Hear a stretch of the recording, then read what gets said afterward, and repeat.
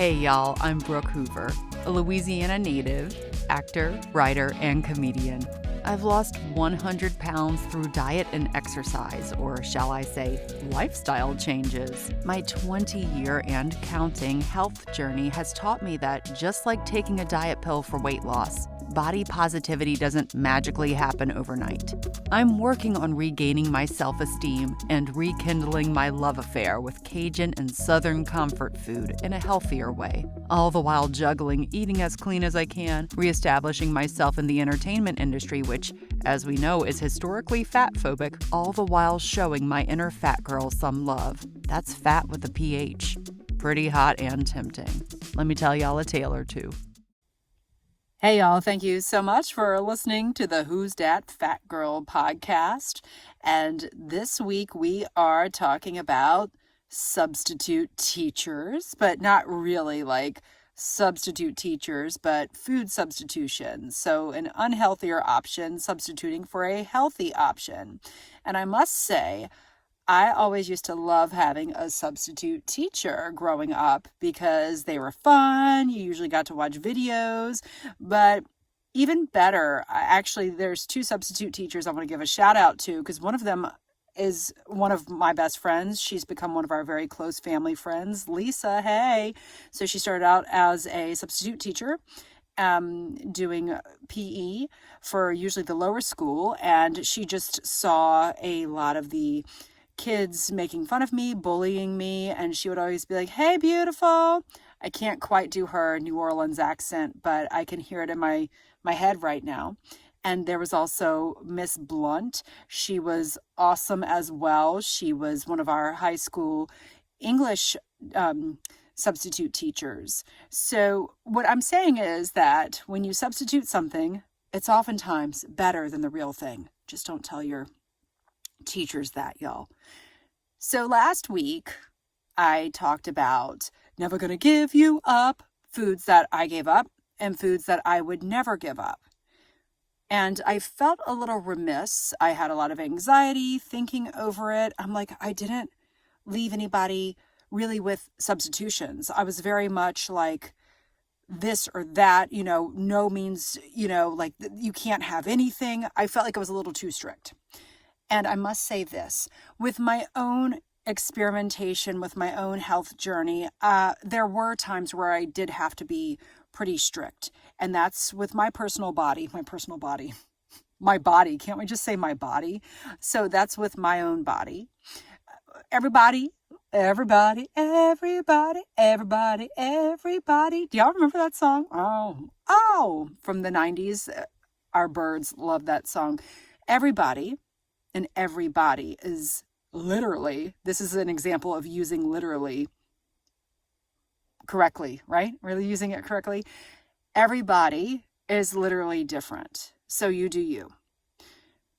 I got very strict. I'm not as strict anymore because I've learned what I can and can't have. And nobody can subside on a very strict diet for the rest of their lives. Let's face the facts. I'm not a doctor, so don't get all Kardashian and quote me on as Bible. You know how the Kardashians, or y'all might not know, always are like, it's Bible, which means this is the gospel. This is like, you said it, like Chloe said it, so it's Bible. No, I'm Brooke. I'm not Chloe. And when I was, actually, no, not now, but when she was heavier and when I wore a brown wig, people used to be like, oh, yeah, you could be Khloe Kardashian. I don't know. I've never had a butt for that. See, again, we're getting a little ADD. My point is, if you have Crohn's disease, IBS, diabetes, yes, you do have to be on a stricter diet. I, Brooke, don't necessarily have to be on as strict of a diet as I've put myself on, at least according to my doctor. But according to my body, I know I do.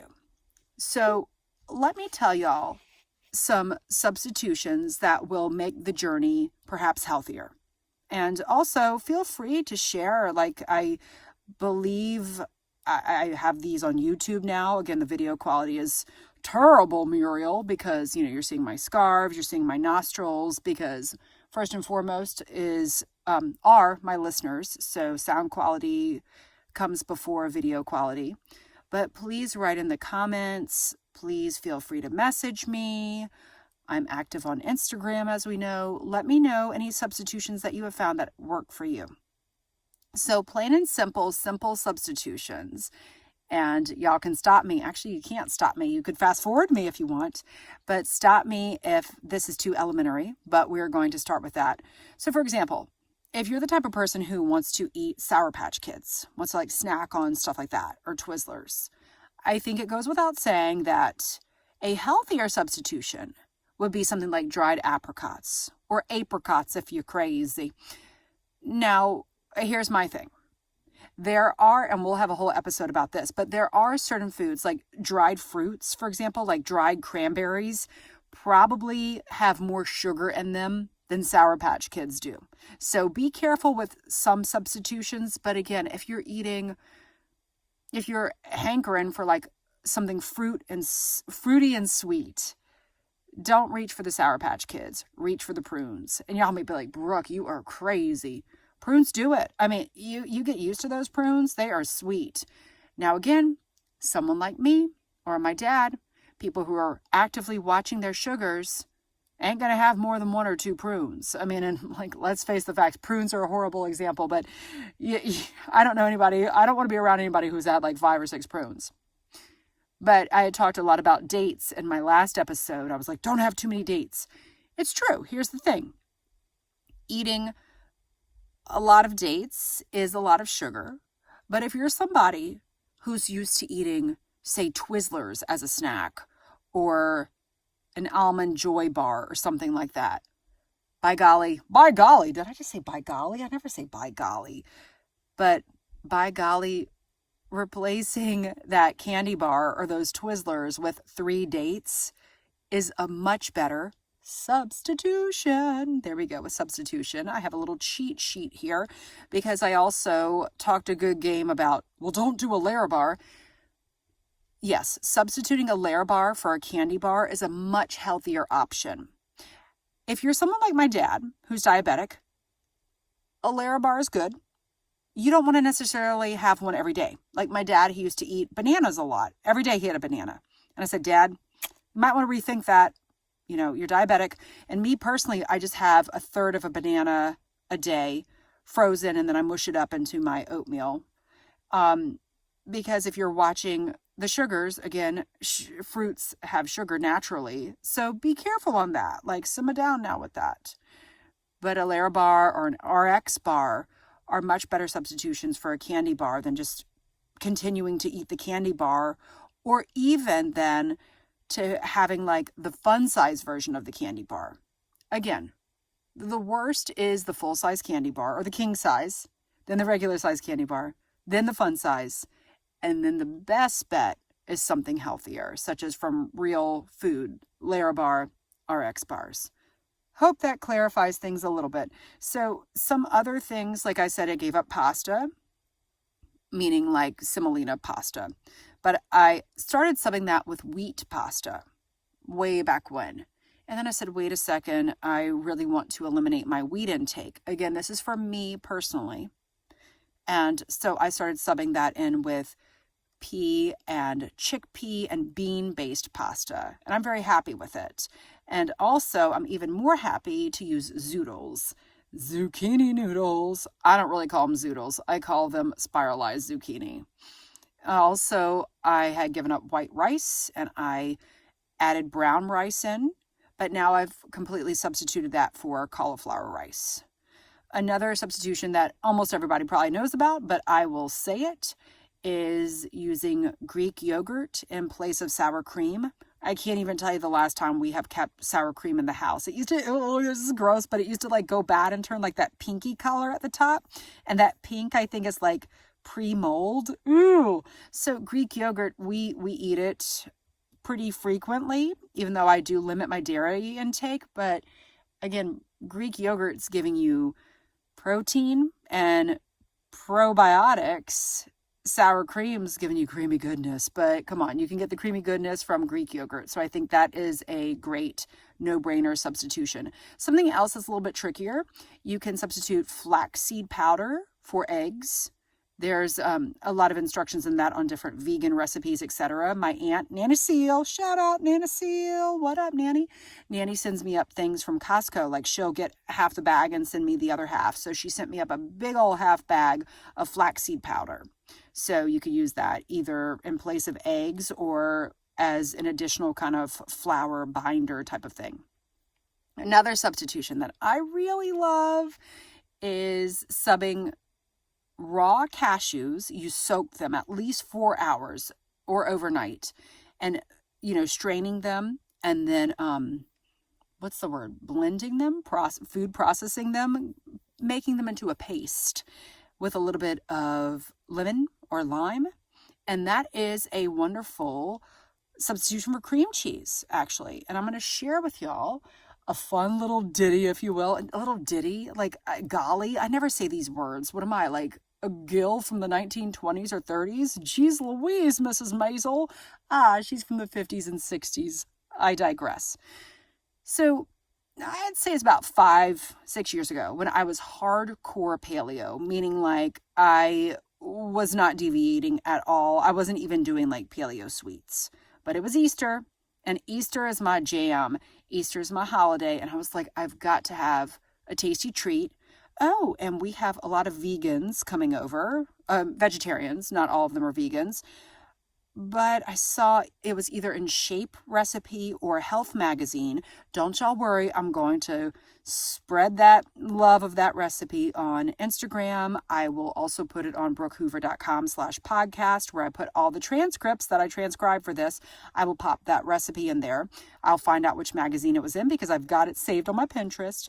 It was for key lime cashew cream, quote unquote, cheesecake, because there's no dairy.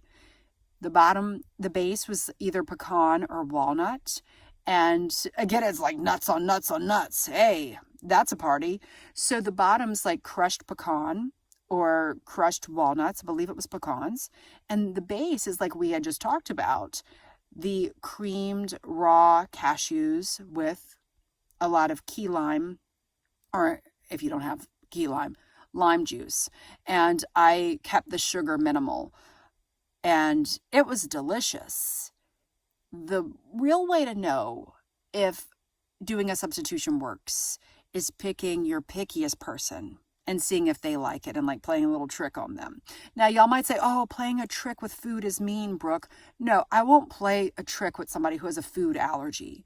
But if it's somebody who's picky like my mom, sorry, mama, I play these tricks with her. Okay, because one time my Uncle CJ, he used to smoke turkey. Like he used to smoke these turkeys. They were great.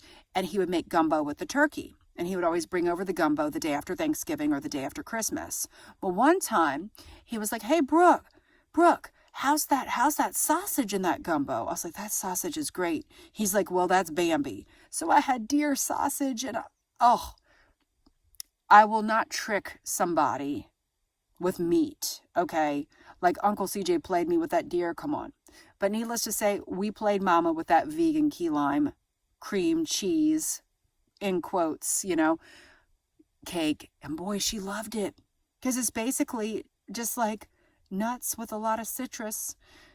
So that's one of my favorite substitutions.